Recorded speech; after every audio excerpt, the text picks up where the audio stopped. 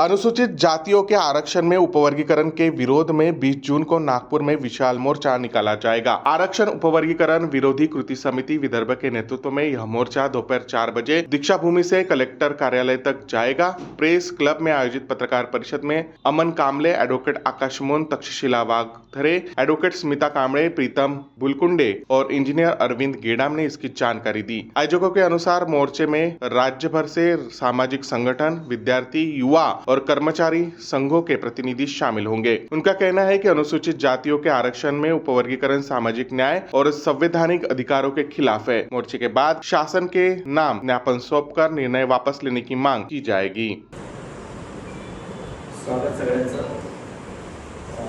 महाराष्ट्र सरकारने schedule caste प्रवर्गातील जे आरक्षण आहे त्या आरक्षणाच्या उपवर्गीकरणाचं काम सुरू केलं आहे। त्याच्यासाठी एक बदल समिती पण स्थापन केली आणि बदल समितीने अहवाल आपला दिला, पण तो अहवाल कुठेच पब्लिक डोमेनमध्ये अजूनपर्यंत आलेला नाही। तो मुख्यमंत्र्यांच्या हातात त्यांनी तो अहवाल दिला, पण त्या अहवालात उपवर्गीकरणाच्या बाबतीत काय तरतुदी केल्या किंवा तो डाटा कसा दिलेला आहे तो अहवाल अजूनही कुणाला माहित नाही आणि पब्लिक डोमेनमध्ये पण नाही। आणि सगळ्यात महत्त्वाचं म्हणजे जो पब्लिक डोमेन मध्येच नाही काय आहे ते माहितीही नाही, तर त्या अहवालावर सरकारने हरकती पण मागवल्या। आता जो अहवाल पब्लिक डोमेन मध्ये नाही त्याच्यावर हरकती कशा करणार, तरी सुद्धा हजारो जो मेल आहेत ते सरकारला गेलेले आहेत, त्यावर हरकती पण गेलेल्या आहेत। आणि सगळ्यात महत्त्वाचं म्हणजे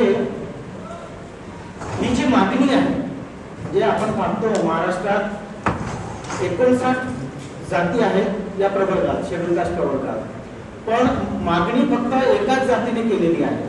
आणि तुम्ही जर बदल कमिटी जर पाहिलेली आहे आणि या अनुषंगाने आज महत्त्वाची प्रेस कॉन्फरन्स आयोजित केलेली आहे। आपल्या सोबत आहेत प्रियदर्शी, ॲडव्होकेट आकाश मोन आणि ॲडव्होकेट स्मिता कामळे।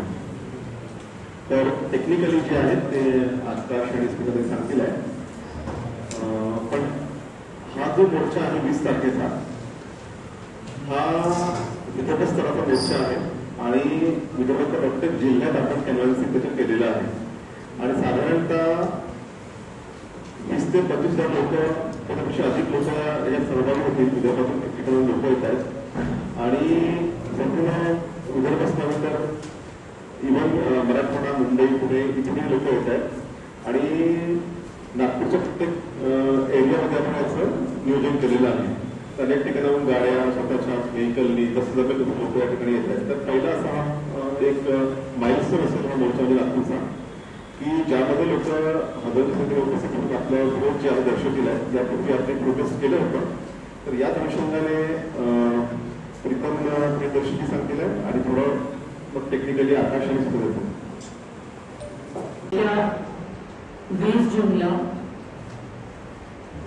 शनिवारला 3 वाजता दीक्षाभूमी ते जिल्हाधिकारी कार्यालयापर्यंत उपवर्गीकरणच्या विरोधामध्ये भव्य दिव्य असा विदर्भस्तरीय मोर्चा आम्ही काढत आहोत। विदर्भस्तरीय जरी हा मोर्चा असला तरी संपूर्ण महाराष्ट्रातून, पश्चिम महाराष्ट्रातून, उत्तर महाराष्ट्रातून या ठिकाणी जनता येण्याची संभावना आहे। कारण विदर्भामध्ये 11 जिल्हे आणि 120 तालुके बघतात।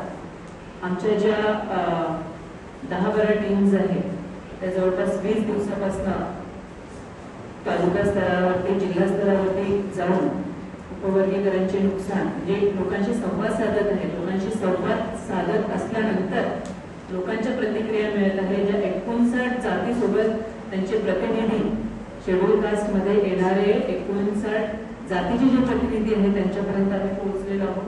त्यांच्या देखील ह्याच प्रतिक्रिया आहे की उपवर्गीकरण म्हणजे आधीच वर्गीकरण असताना 20 जूनला